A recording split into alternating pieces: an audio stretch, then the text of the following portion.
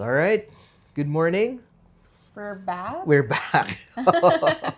Change of scenery. Andito kami ngayon sa Azumi Boutique Hotel sa Alabang. But Yes. we wanted to take this opportunity para i-close out yung Mhm. video namin from last weekend nung galing kami sa Camp Awol. Yes. Yeah, hindi na kasi kami nakapag-shoot nung exit namin, nung pag-uwi namin kasi medyo nagmamadali na kami pauwi dahil yung mga kasama namin, sila Itur Moto, sila Jin, sila Trip ni Negro, nakamotor lang sila. So, pag inabutan sila ng tanghali sa daan, mainit nga naman. Yes. We wanted to take this opportunity to give you guys a summary or a review of the entire camping experience last weekend. So, Yes. So, first, let them know paano tayo nakarating ng Camp Awol. okay. So, Camp Awol is located in Barangay Silang Real, Quezon. Oo. Yeah. For those trying to go there, hindi mo siya mapipin using Waze. Yes. Alright? So, you have to use Google Maps. So, pin mo siya sa Google Maps, Camp Awol. Alright? Makikita mo na kagad yun doon. There are several ways going there. Alright? So, you can pass through C5 and then Marilake and then going down to Infanta and then Real. Or you can go to C6, tapos Antipolo, and then Teresa, and then Pililla. Or kung from further south ka, like Laguna or Batangas, pwede kang, yung Santa Cruz Fami. Tapos Real na rin yung labas nun. It's quite a long drive from south of the metro. Parang 3 hours, di ba? Yeah. Pero it's worth it kasi ang scenic nung dinaanan natin. We got to see the Pinilla windmills. Yeah. So, the entire Camp Awol experience. Gaya nung sinabi namin dun sa earlier part ng video, second time na namin sa Camp Awol. First time namin was yung nag-villa kami. So, this time around, nag-camp kami doon sa Tent City. And you have a couple of options kung gusto mong mag-camping sa Camp Awol. Pwede kang mag-camp doon sa Riverside, yung car camping area. Pwede kang mag-park doon yung vehicle mo. Tapos kung naka-awning ka or naka-RTT ka, pwede ka doon. Pero basically, meron na siyang tent pitching areas doon. Tabi mo mismo yung river. Tapos ito, medyo bago-bago is yung tent city nga. Meron siyang mga platform. Parang wooden, parang mga elevated platform. Oo. It's also beside the river, pero elevated siya. So, each platform, kasha yung 1 to 2 tents. Oh, yeah. Kung gusto mo ma-experience yung the whole camp, a wall experience nang hindi nagdadala ng own equipment, pwede. Yeah. Oo. Kasi you have the option to rent out equipment din sa Camp Yes. Awol. Pwede kang mag-rent nung tarp, nung awning, ng tent, ng bed, ng table. Basically, wala kang dala, dumating ka doon. Gusto mo mag-camping, pwede. Yeah. Alright? May rates sila.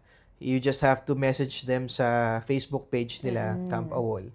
So, andun yung rates nila. You just have to bring na lang siguro yung personal necessities mo like your own pillow, siguro your own blanket or bedsheet kung magpapabed ka.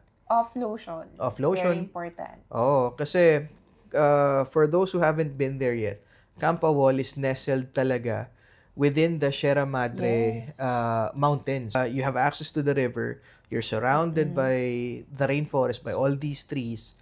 Kaya expect na buhay din yung ecosystem nila. Yes. So, may mga insekto, may bubuyog, may dragonfly. Nakakita ulit ako ng, di ba, ng tutubin. Tagal ko hindi nakakita nun sa totoo lang. Gusto ko siyang hulihin last weekend. Hindi ko lang mahuli. Nung bata ako, galing ko dyan, manghuli ng tutubi.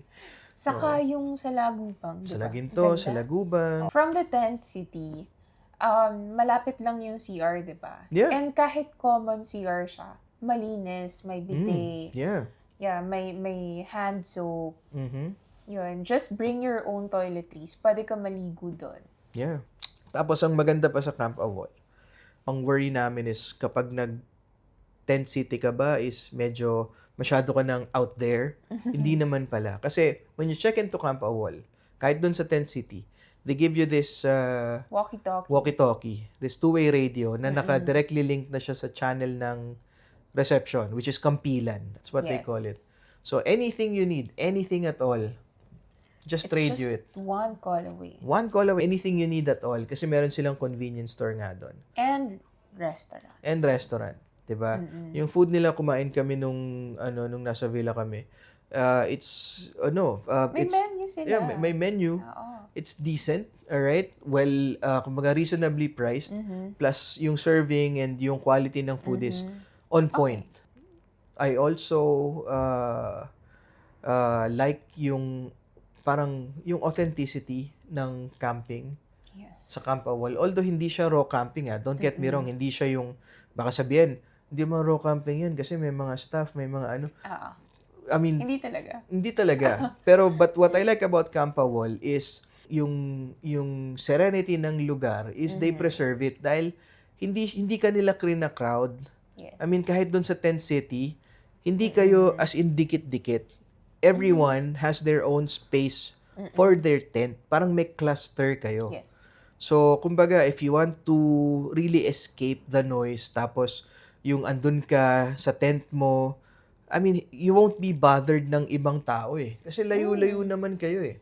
Tapos yung staff nila, kahit ba sobrang dami, I mean, they make themselves scarce, di ba? Na parang, Oo. they won't bother you unless you ask them. Yes. Unless you call them. Oo. Di ba? So, if you want to commune with nature talaga, ideally, Perfect. dun sa Camp Awol, maganda pa ron, 10 p.m. lights out na. Yes. And, Lights out and reduce na yung noise. yeah. Wala kang maririnig na nagpapatugtog pa ng sounds. Mhm. Yes. So, very peaceful at night. Makakatulog ka na mahimbing. Yeah, that's what I also want to commend Camp Awol about is they develop this following na decente yung mga campers na nasa Camp Awol. Yes. We've been to other campsites na we don't want to Yeah. name names na, but we've been to other campsites na alam mo yun, madaling araw na may nagiinuman pa, Yes. so parang naririnig mo sa tent mo.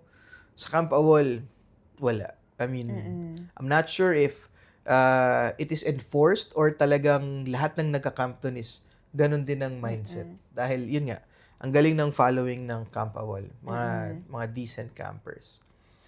So, who is it for? For me, it's beginner friendly. Yeah. If you're just starting out, exploring outdoor activities, perfect. Kasi hindi mo kailangan magkaroon ng gears. Yeah. You can avail it from them. They can provide it for you. And then yun nga, you're always guided. If you need anything, okay yung customer service, good, excellent customer service. Then it's also good for families. If you want to bring your friends or if you want to go solo, perfect. Siguro for those who wanted to work remotely, yun lang, medyo challenge yung signal. Yeah. Especially if yung peak season siguro na marami talagang guests sa Camp Awol. So dahil shared yung Wi-Fi, medyo in and out siya. And then walang backup data. Walang mobile data, walang reception, guys. Yeah. Pet friendly din siya. Yeah, pet friendly. And no additional pet fee. Yeah, walang pet Yeah. fee, walang corkage, guys. Kung magpapasok kayo ng food, as long as you look after yourselves na hindi kayo makalat doon or Yeah. by all means okay. That's a very good point. Camp Awol is kung meron kang gustong i-convert na friend mo na siguro sanay na sanay sa city life tapos kung i-convert na to get out and explore nature, Camp Awol is the perfect place to bring them. Yeah. Kasi it's authentic camping. It's authentic communing with nature. At the same time, meron ka pa ring comfort and convenience ng yung mga resort type na ganun, 'di ba? Yeah. Na services. O tapos yun nga family and nakita ko ang daming kids doon na naglalaro sa ilog kasi relatively safe siya. Yung ilog kahit ba running water, mababaw lang siya. So, hindi ka magwo-worry na yung anak mo baka biglang anurin na, diba? For a family, siguro core memory yun na, di ba, makikita mo yung anak mo naglalaro pa sa ganon, sa ilog. Hindi mo na magagawa yun basta sa Metro Manila. Yes. Siguro kami ni Carissa, digital hodophile, hindi pa namin masasabi sa sarili namin na we are yung talagang adventurista na raw camping, kaya naming pumunta sa gitna ng kawalan at mag-survive doon ng hindi pa kami ganung level. Yes. We lack the gear, we lack the experience to do it. So places like Camp Awol allows you to have that experience, allows you to have that nature feel na hindi ka kakabahan na what if wala akong ganito? What if masiraan ako ng lutuan? What if, 'di ba, may mangyari? What if may emergency? Camp Awol is very prepared for anything that may happen. Shout out sa lahat ng bumubuo ng Camp Awol, the management, the owners, the staff na very helpful, very warm, very accommodating, and napakagandang experience talaga. We'll be sure to be back. Diba? Malay mo, ibang experience naman yung car camping, di ba? Try naman natin yung sa baba next time. We'll definitely be back. And this is us telling you guys na Digital Hodophile is #certified awolista. So, kung meron ding gustong maka-experience nung Camp Awol, feel free to message them on their Facebook page. Very responsive naman yung admin ng page. Alright? Okay. Yes, that's all. That's it. So, we'll see you guys on the next adventure. Bye!